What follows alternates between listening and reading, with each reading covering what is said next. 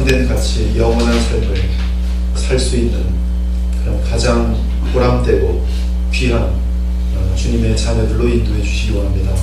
하나님, 이 시간 주의 말씀이 선포되는데 오직 주의 영이 역사하시기 원합니다.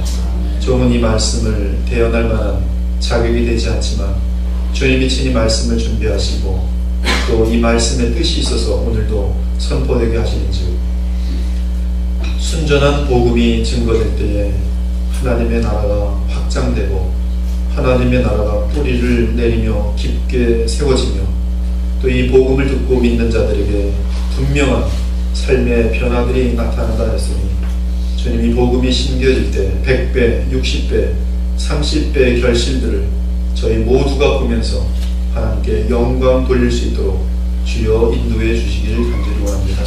말씀을 주님께 부탁드릴 때 우리 주 살아계신 예수 그리스도 이름으로 기도합니다. 아멘. 우리 하나님 말씀을 선포하기 전에 한번 세 가지를 재창하면 좋겠어요. 제가 항상 기도하면서 마음속에 생각하고 있는 하나의 모토인데 한번 따라하시기 바랍니다. 그리스도의 보혈교회는 주 예수 그리스도의 교회입니다. 제가 기도할 때마다 이것을 선포하고 그리고 기도하는데 이 교회의 주인은 예수님이십니다. 주 예수 그리스도. 저도 단지 주님께서 인정하시는 동안 이 자리에 설 수 있을 뿐입니다. 누구든지 마찬가지. 다시 한번 합시다. 그리스도의 보혈교회는 주 예수 그리스도의 교회입니다. 말씀대로 이 교회는 서갈 것입니다. 두 번째, 복음의 생명의 능력으로 우리 모두가 날마다 변하여 그리스도의 형상을 담게 하소서. 그것이 우리의 그 교회의 부흥입니다. 그리고 여러분들이 참으로 복음의 능력에서 변화될 때 거기에 생명의 역사가 흘러가게 돼 있어요. 다시 합니다. 복음의 생명의 능력으로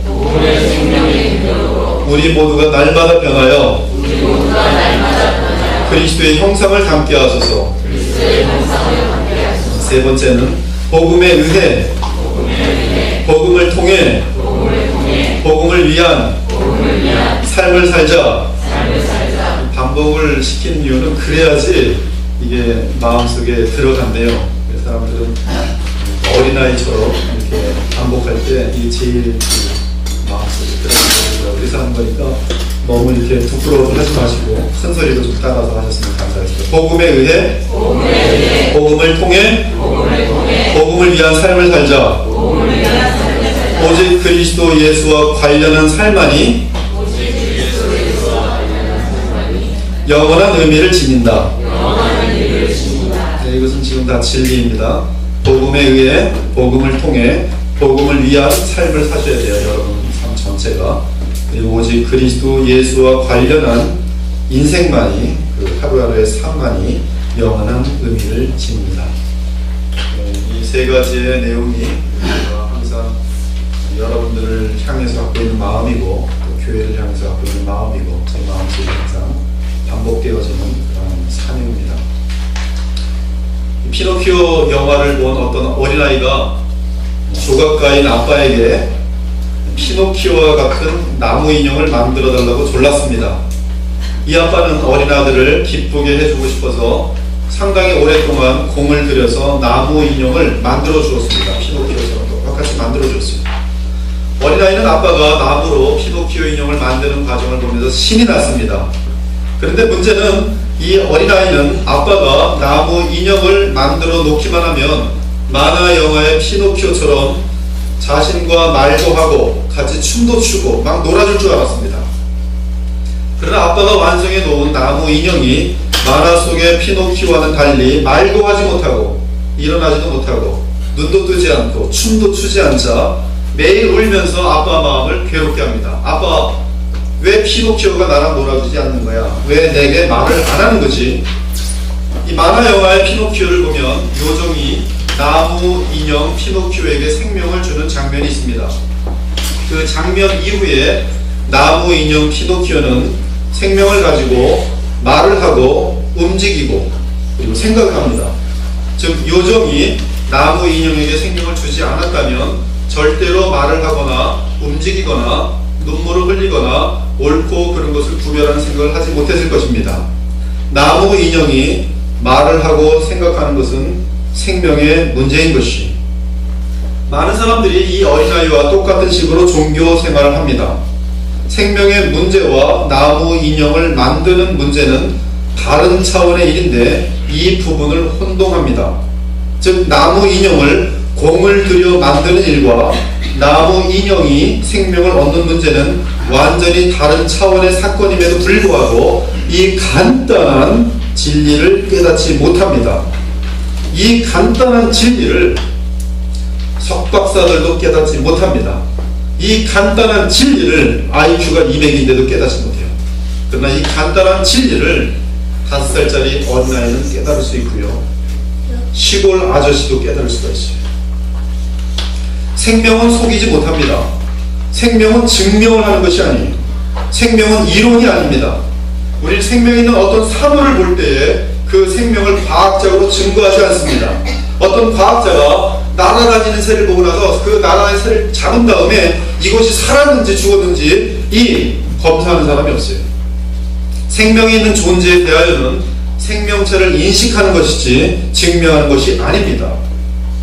성경은 생명의 근원이신 하나님과 연결되지 않은 사람들은 죄인들이며 죽었다고 말합니다. 죽은 사람들이라고 말하고 있어요. 에스겔서 같은 경우는 죽은 뼈다귀라고 보고 있습니다. 정확하게 죽은 뼈다귀라고 보고 있어요. 허물과 죄로 죽었던 너희를 살리셨도다. 오늘 바울은 이 이야기를 하고 있습니다. 자신도 인간의 모든 노력과 수단을 통하여 나무 토막처럼 죽은 생명을 살려보려고 했으나 그 모든 인간적인 수고는 생명을 얻는 것과는 무관하다는 이야기를 하고 있습니다.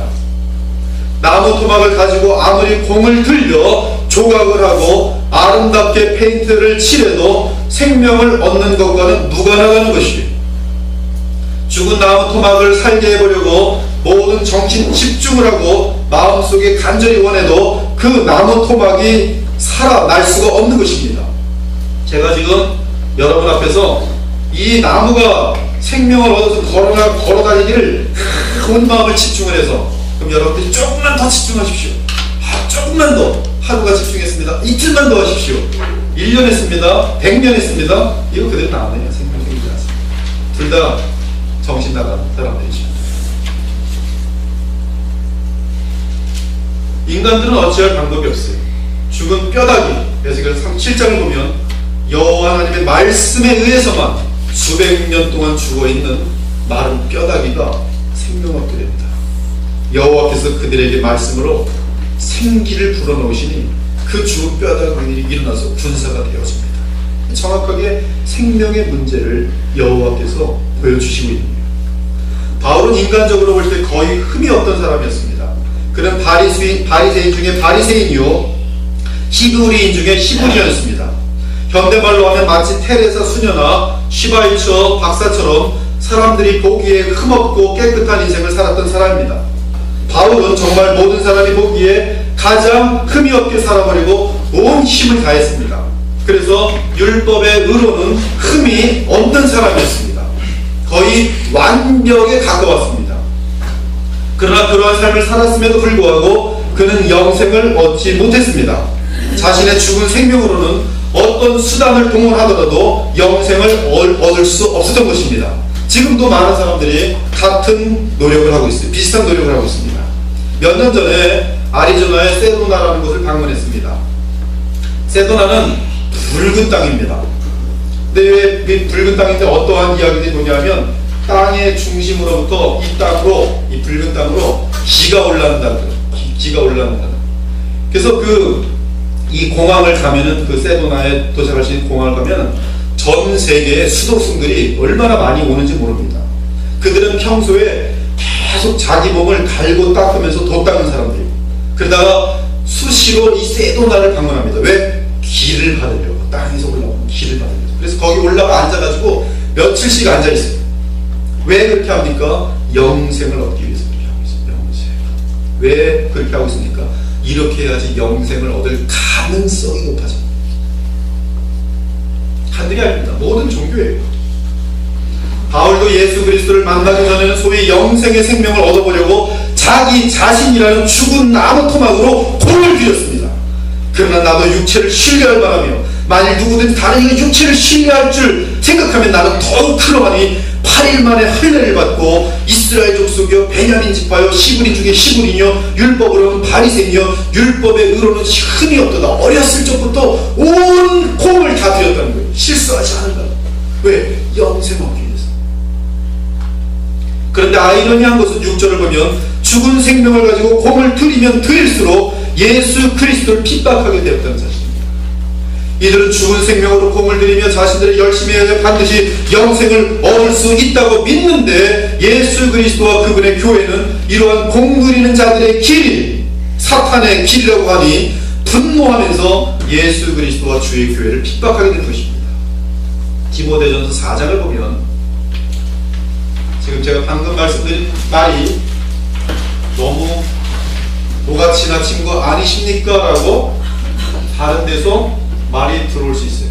즉 공들이는 것을 가지고 사탄의 길이라고 지금 말씀드렸어요. 디모데전서 4장에 보면 죽은 나무 토막으로 돌을 닦는 자들에 대하여 분명하게 밝히기를 그들은 귀신을 좇는 자라 선포하고 있습니다. 그러나 성령이 밝히 말씀하시기를 후일에 어떤 사람들이 믿음에서 떠나 미혹하는 영과 귀신의 가르침을 따르려 하셨으니 자기 양심이 화해를 받아서 외식함으로 거짓말하는 자들이라 혼인을 금하고 어떤 음식물들을 먹지 말라고 할 터이니 육체를 가지고 성이라는 것을 멀리하고 혼인을 금하면서 음식물도 금하면서 내 몸에 공을 들인다는 것이, 그러면서 그 가르침이 무엇인가? 귀신의 가르침이라고 바울은 지금 말씀하고 있어요. 왜 공을 듭니까? 영생 얻으려고. 또한 골로새 2장에서는 자신의 죽은 나무 토막으로 돌을 닦는 사람을 이렇게 표현하고 있습니다. 아무도 구면엔 겸손과 천사 숭배를 이유로 너희를 정죄하지 못하게 하라. 그가 그 본 것에 의지하여 그 육신의 생각을 따라 헛되이 과장하고 머리를 붙들지 아니하는지라. 온몸이 머리로 말미암아 마디와 힘줄로 공급함을 받고 연합하여 하나님이 자라게 하심으로 자랐느니라. 너희가 세상의 초등 학문에서 그리스도와 함께 죽었거든 어찌하여 세상에 사는 것과 같이 규례에 순종하느냐. 곧 붙잡지도 말고 맛보지도 말고 만지지도 말라 하는 것이니 이 모든 것은 한때 쓰이고는 없어지며 사람의 명령과 가르침을 따르느냐. 이러한 것들은 자의적 숭배와 겸손과 몸을 괴롭게 하는 데는 지혜 있는 모양이나 오직 우리의 죄성, 죄의 문제를 해결하는 데는 아무런 관계가 없다라고 바울은 합니다. 육체 덩어리 가지고 아무리 공을 들이고 돌을 닦아 보아야 죄의 문제 해결하는 거랑 전혀 무관하다는 말씀입니다. 그리고 이러한 평생의 허무한 짓을 누가 시키고 있는가? 마귀가 시키고 있다는 말씀입니다.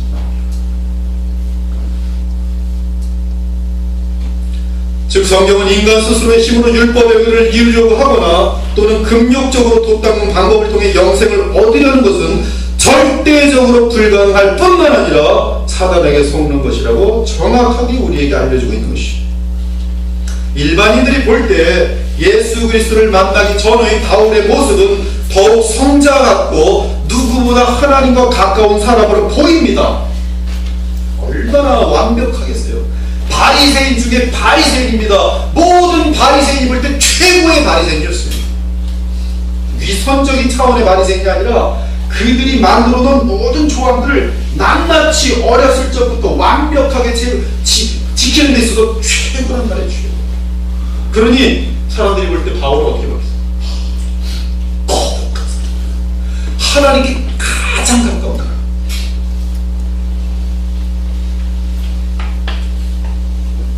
그러나 영생을 얻지 못한 자였어요. 바울은 그때 그런 식으로 공을 들이거나 돌을 닦는 길로 영생을 얻을 수 있는 자는 이 세상에 아무도 없는 것입니다.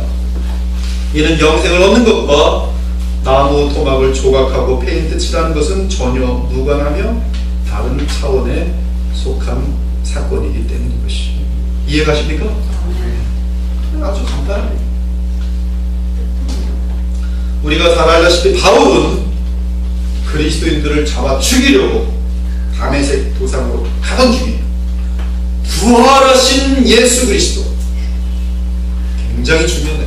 부활하신 예수 그리스도, 부활하신 예수 그리스도를 만나게 됩니다. 그리고 바울은 예수 그리스도를 만난 후에 가장 중요한 진리를 깨닫습니다. 복음입니다. 그 진리는 어떻게 영생을 얻는가 드디어 깨달았어요. 예수님 만나고 나서. 그때 바울이 깨달은 것은 영생을 얻는 길은 인간의 공을 들여 나무 도막을 깎고 멋지게 색칠을 하고 어떤 신령한 키를 받아들여 자신의 옛사람을 걸작품으로 만든다고 해서 되는 것이 아니라는 것을 발견했습니다. 즉 석탄을 가지고 아무리 페인트 칠을 해도 금이 될 수 없듯이 우리의 옛사람은 아무리 갈고 닦아 보아야 영생을 얻을 수 없다는 결론이었습니다. 반면 영생의 근원이신 예수 그리스도를, 생명의 근원이신 예수 그리스도를 마음속에 영접하고 영합할 때 그것이 바로 영생을 얻는 길이며 영생을 누리는 길이라는 사실을 바울은 은혜 가운데 깨닫게 된 것이죠. 사랑하는 여러분, 여러분이 이 세상에서 네로처럼 황제가 되고 네로처럼 황제가 되려면 여러분의 가능성에 엉망분지 1 정도뿐이 안 됩니다. 네로처럼 완전한 세계의 최고의 황제가 될 수 있는 가능성, 아무리 뛰어봤자 공부 많이 해봤자 네로 황제처럼 내 그 자리까지 올라갈 가능성 쉽지 않아요. 빌 게이츠처럼 최고의 부자가 되는 거예요. 근데 지금 다들 사실은 두 가지나, 빌 게이츠처럼 부자가 되자, 네로 황제처럼 최고의 권력자가 되자, 결국 그거 아니겠어요. 그러나 네로든 빌 게이츠든 영생을 얻지 못하면 그 모든 부귀와 영광은 아무 의미가 없어요. 잠깐 제가 은행 앞에 가서 여기 10조가 있단다, 10조 있다 좋아하고 떠나는 거하고 똑같은 거예요. 뭐가 틀려요? 뭐가 틀려요? 똑같이 밥 세끼 먹고. 근데 많은 사람들이 많이 있다고 신나게 하다가 죽는 거예요. 아무것도 못 가져갑니다.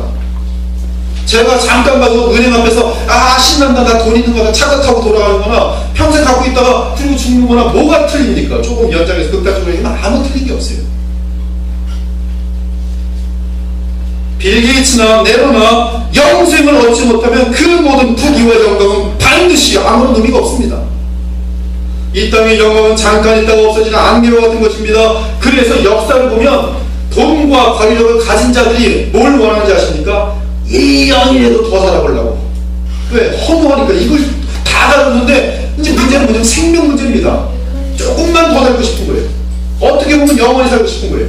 그래서 혹시 영원히 살 수 있는 약초가 있지 않을까? 실질적으로 얼마나 많은 왕들이 그걸 찾아야 되는지 몰라요. 진시황도 그랬습니다. 그렇지만 평균 50대로 다 죽습니다. 평균 50대. 과거에서. 시편 90편을 보면 모세의 기도가 실려있는데 인생의 빠름과 헛됨을 말합니다. 아무리 잘하고 아무리 권력이 많고 아무리 부귀가 많을지라도 영원이라는 관점에서 보니까 인생은 찰나라고 그러지. 찰나. 여러분 아십니까? 찰나. 그 다음에 또 모세가 보니까 인생은 꿈과 같구나. 제가 지금 미국에서 20년을 살다가 한국에 온 지 지금 1년 간 넘었습니다. 근데 미국 생활 꿈 같아요. 기억 별로 안 나요. 요새는 그 이름도 생각이 안 나요. 그렇게 많이 다니던 것도 그 도시 이름이 뭔지도 생각이 안 나더라고요. 꿈 같아요. 꿈 그냥. 애들이 가끔 방문하니까 그때가 꿈은 아니었나 보다. 꿈입니다. 꿈. 모세는 인생은 풀의 꽃과 같다 그래요. 그는 애굽 황제가 될 수 있는 첫 번째 자리에 있습니다. 그가 만약에 자기 백성을 위해서 사람을 죽이지 않았다면 애굽의 황제가 되었을 것이요. 바로 황제가 되었을 거예요. 그러나 그 모든 것을 내려놓고 모세는 정확히 보는 것이 뭐냐면 인생은 풀의 꽃과 같다. 인생의 영광은 풀의 꽃과 같다. 시편 70편에 보면 인생은 그가 볼 때, 죽음 앞에서 볼 때 찰나고 꿈이고 허무한 거예요. 죽음 앞에서. 우리의 모든 날이 주의 분노 중에 지나가며 우리의 평생이 순식간에 지나가나이다. 우리 연수가 70이요 강건하면 80이라도 그 연수의 자랑은 수고와 슬픔뿐이요 신속히 지나가니 날아가나이다. 다들 그러더라고요. 60대는 60km, 70대는 70km, 50대는 50km. 정말 그래요. 제가 어렸을 적에는 왜 이렇게 인생이 안 가는 거야? 빨리 청년이 돼서 신나게 놀고 싶은데 숙제하기 싫은데. 근데 세월이 너무 안 지나요. 10대입니다. 10km로 가니까. 5살 때는 얼마나 안 가겠어요, 인생이. 40대 돼보십시오. 어느새 40대가 든다고. 50대 보십시오. 일주일이 지나가는 거예요. 70대 보십시오. 한 달 지나가는 겁니다. 우리 이정출 박사. 한 달, 반년 지나가면 1년이 지나가는 거예요. 그러니까 보이는 거예요. 날아가는 거예요.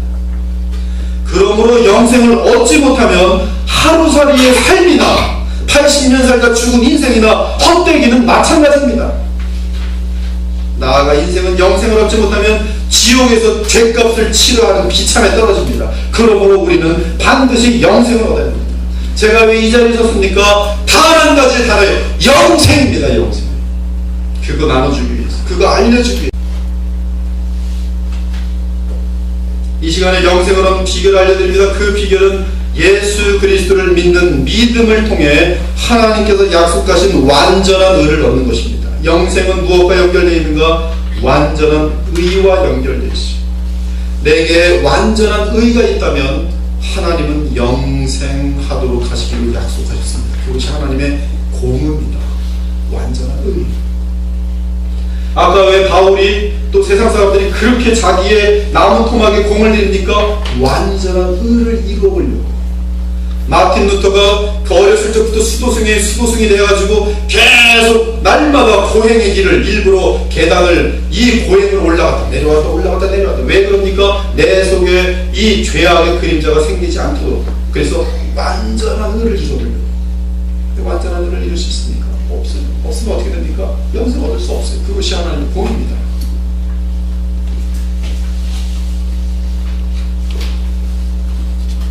바울이 고백합니다. 자신의 힘으로 행한 모든 의로운 행위들이 인간들이 보기에는 칭찬할 만하고 위대해 보여도 그 모든 수고와 노력은 영생을 얻는 데 배설물이었다. 원어로 보면 더 강해요. 내가 행했던 모든 것들이 배설물이었다. 영생을 얻는 데 있어서 배설물이었다. 심지어 더 나아가 영생을 얻는데 해가 되었다. 즉 방해의 노력을, 방해의 역사, 방해를 일으켰다는 거죠. 방해를 일으켰다. 영생을 얻는데 방해를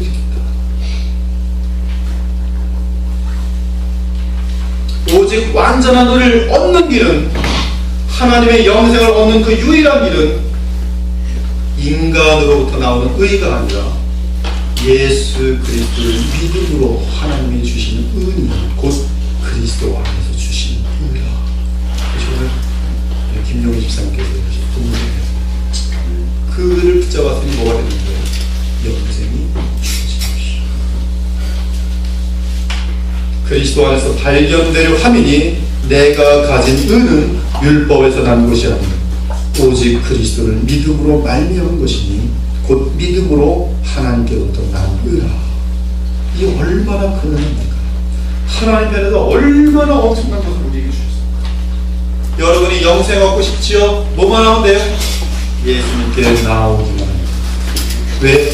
예수님께서 완전한 의를 이루시고 우리와 연합할 때에, 내가 그분을 믿을 때, 언약을 맺을 때 그분이 이루신 완전한 의는 내게 넘어오고 내가 지었던 모든 죄악들의 죄값은 그분께 넘어가서 예수님께서 십자가에서 못 박혀 죽음이 나의 죄값을 치르신 것이 되고, 그러므로 나는 죄값을 치를 이유가 사라지고 그분이 이루셨던 것이 내게 오므로 말미암아 하나님 보시기에 완전한 의를 소유하기에 영생을 주시게 되는 것이죠.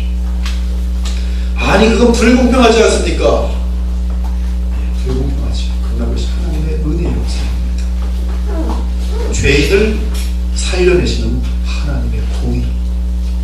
결혼도 마찬가지입니다. 항상 사람들의 마음을 찡하게 하는 게 뭐예요? 신데렐라 얘기 안 했어요. 또 아니면 사랑하는 사람을 위해 내가 대신 손해보는 거 아니겠어요? 여자를 살려놓고 자기는 감옥에 탁 갇혀있고, 그런 사람들이 눈물 펑펑. 왜? 커버넌트 사랑이란 말이에요. 사랑. 언약의 사랑.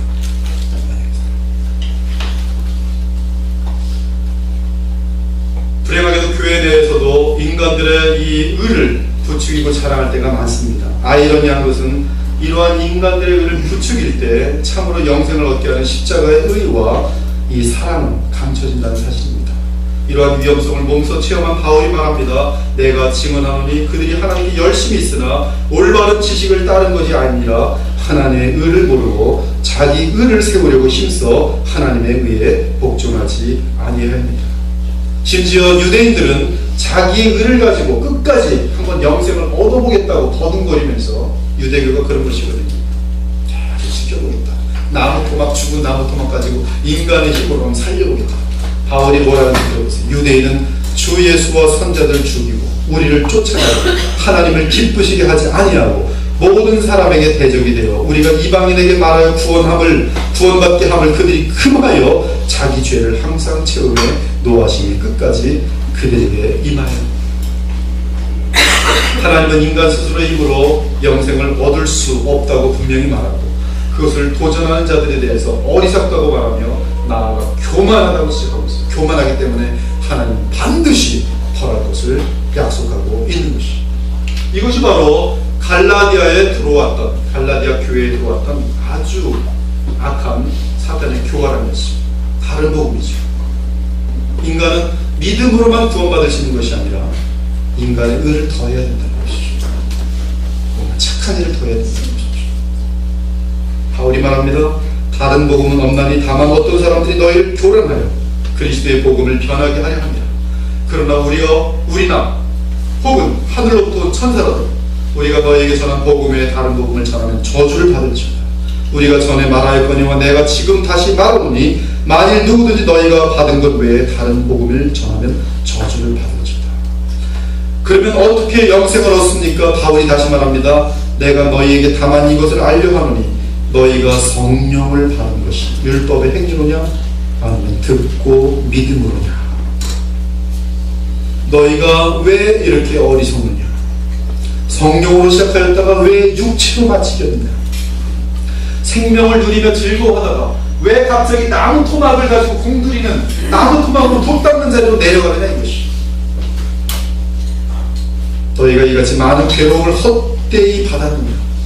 너희에게 성령을 주시고 너희 가운데 능력을 행하시는 이 일이 율법의 행위로냐 아니면 듣고 믿음으로냐? 답이 뭐죠? 듣고 믿음으로요. 듣고 믿음. 영생을 어떻게 얻습니까? 듣고 믿음으로 얻는 것이. 오늘도 여러분은 영생을 얻을 수 있는 기회가 있어요. 만일 아직도 영생을 얻지 못하였다면 성경은 분명히 말합니다. 듣고 믿음을 얻는 것이. 뭘 듣습니까? 예수님에 대한 이야기. 예수님에 대한 이야기가 무엇입니까? 그분께서 2000년 전에 오셨는데 그분은 하나님의 아들이시며 하나님이시면서 사람이 되셔서 왜 오셨습니까? 하나님이 왜 사람이 되어 오셨습니까? 우리의 죄값을 치르기 위해서 오셨어요. 왜 오셨습니까? 우리에게 필요한 완전한 의를 이루고 오셨어요. 왜? 인간은 할 수 없습니다. 그런 다음에 어떻게 하셨어요? 십자가에서 우리를 위하여 나의 죄값을 위해 죽으셨어요. 그리고 누구든지 나를 믿기만 하면 영생을 주시겠어요. 그러면 목사님, 믿는 것이 무엇입니까? 믿는 것은 결혼과 같아요. 영접하는 자, 곧 그 이름을 믿는 자에게 무엇을 준다고요? 영생을 줘요. 하나님의 자녀가 되는 권세, 영생을 주시는 것이죠. 예수께서 이르시되 나는 부활이요 생명이니 나를 믿는 자는 죽어도 살겠고 무릇 살아서 나를 믿는 자는 영원히 죽지 아니하리라. 이것을 네가 믿느냐? 얼마나 귀하냐. 여러분이 한번 크게 아멘 해보세요. 예수께서 이르시되 나는 부활이요 생명이니 나를 믿는 자는 죽어도 살겠고 무릇 살아서 나를 믿는 자는 영원히 죽지 아니하리니 이것을 네가 믿느냐? 아멘. 이르되 주여 그러하리이다. 주는 그리스도시요 세상에 오신 하나님의 아들이심을 내가 믿나이다. 예수님께서 뭐라 그래요? 이곳에 영생이 임하였다. 이곳에 완전한 의가 이루어졌다. 예수께서 이르시되 진실로 진실로 내게 이르노니 사람이 거듭나지 아니하면 하나님 나라를 볼 수 없느니라. 예수께서 대답하시되 진실로 진실로 내게 이르노니 사람이 물과 성령으로 나지 아니하면 하나님의 나라에 들어갈 수 없느니라. 어떻게 거듭날 수 있습니까? 니고데모가 질문합니다. 인자가 장대 위에 올려질 것인데 누구든지 그를 바라보기만 하면 거듭나게 될 것이다. 스펄전 목사님은 추운 겨울에 어쩌다 교회를 갔어요. 어렸을 적에. 근데 그때 이 겨울에 눈이 많이 왔는데 담임 목사님은 예배가 있는데 눈이 많이 와서 안 갔어요.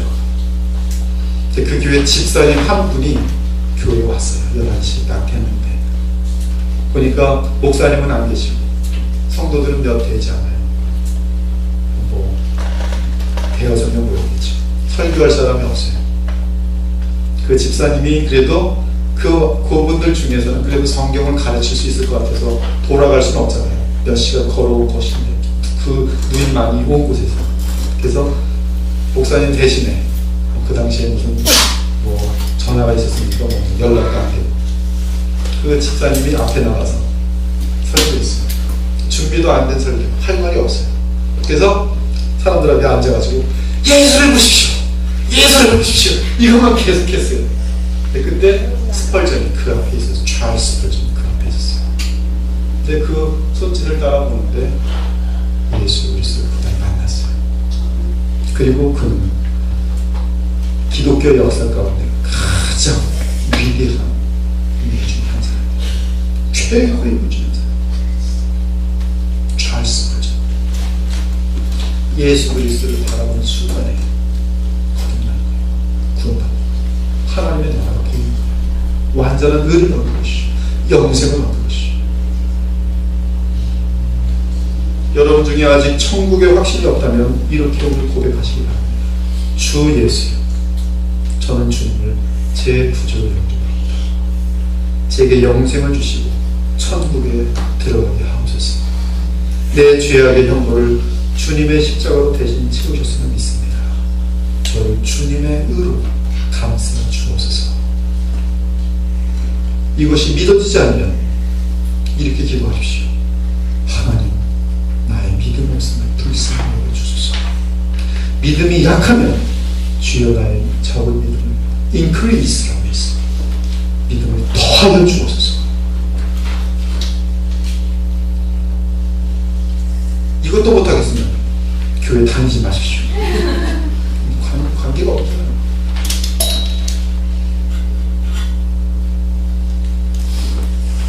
영생은 곧 유일하신 참 하나님과 그의 보내신 자 예수 그리스도를 아는 것입니다. 한번 다시 한번 쫓아보죠. 영생은 곧 유일하신 참 하나님과 그의 보내신 자 예수 그리스도를 아는 것입니다. 교회 영생, 예수님과의 인격적인 교제가 있어서 하나님과 사귀어가면 그것이 영생을 얻은 자입니다. 내가 생명이 있다는 증거예요. 그리고 그 사귐을 누려가는 것을 영생을 누리는 것입니다. 영생을 누리는 무엇인지 아십니까? 천국을 맛보는 것입니다. 실제로 너무나 행복해서 감당할 수 없어요. 감당할 수 없어요. 이 세상에서 아마 제일 행복한 것은 하늘 빼고요, 이성 간의 가장 깊은 사랑인 것입니다. 그것은 완전한 연합의 신비가 거기 숨겨져 있기 때문에 에베소 5장에 보면 교회와 예수 그리스도의 신비를 남녀간의 언약 속에서의 하나님과 비유하였기 때문에 그만큼 하나님의 세계를 가장 많이 드러낸 것이 이 결혼입니다. 남녀간의 사랑인 것이죠. 그런데 그것과 비교할 수 없을 정도로 더 큰 기쁨과 평강과 만족이 어디 있냐 하면 영생을 누리는 데 있어요. 저는 이것을 철학적으로 말하는 것이 아니라 체험적으로 말하는 것입니다. 제 인생도 이미 50을 넘었습니다. 온갖 종류의 기쁨과 쾌락을 나름대로 지나본 사람입니다. 근데 진심으로 더하거나 감하지 않고 여러분에게 이 자리에서 분명히 말씀해 주시는 것은 영생을 누리는 그 기쁨은 이 세상의 최고의 것과 비교도 할 수 없을 정도로 무한하고 말로 표현할 수도 없고 너무 감당할 수 없어요. 얼만큼 감당할 수 없는 것, 주님을 위해서 죽는가는 너무나 기쁨을 감당할 수 없어요. 사도 요한은 결론적으로 말합니다. 또 증거는 이것이니 하나님이 우리에게 영생을 주신 것과 이 생명이, 이 영생이 그의 아들 예수 그리스도 안에 있는 그것이다.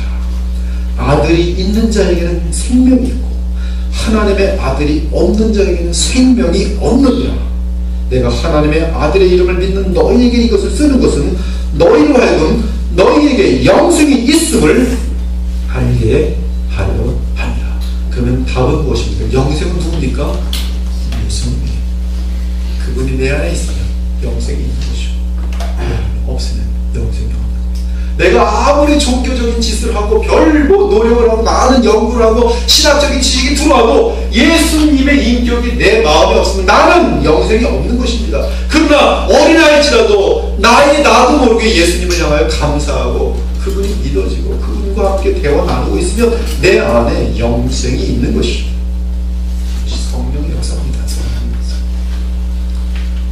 이 자리에 계시는 모든 분들이 한 번도 빠짐없이 죽음 이후에 죄값 치르러 감옥 들어가지 말고 하나님 덕분에, 예수님 덕분에 영생을 얻들고 천국 들어가서 예수님 재림하실 때 새하늘과 새 땅까지 들어가실 수 있는 가장 복된 그런 하나님의 사람들이 되시기를 우리 주 예수 그리스도 이름으로 주님과 함께 기도하겠습니다. 영생과 복음에 대해서 말씀을 나눴습니다. 이 세상에서 여러분들이 중요한 건 많습니다. 그러나 가장 중요한 것은 영생은 얻었는가, 그리고 신앙의 실체는 나는 오늘 영생을 누리는가. 이미 구원의 확신이 있는 분들은 오늘도 혹시 더럽고 타락한 세상의 것들로 기웃거리면서 시간을 낭비하고 있는 것은 아닌지, 참으로 참 하나님과 예수 그리스도를 사귀어가면서 감당할 수 없는 하늘의 기쁨으로 이 땅에 살아가고 있는지 돌아보시면서 믿음이 없으면 주여 믿음을 더하여 주옵소서. 믿음이 전혀 없으면 하나님 이 영혼에게 주님 살아계심을 보여주시며 믿어줄 수 있도록 도와달라고 기도하시기 바랍니다. 또한 예수 그리스도 아직 모르는 자들은 오늘 이 시간을 통해서 주여 주님을 다 알지 못하지만 내 마음속에 믿기 원합니다. 내 마음속에 들어오시기 원합니다. 주님과 언약하기 원합니다. 주님을 영접합니다. 기도하실 수 있는 시간을 다 함께 기도하겠습니다.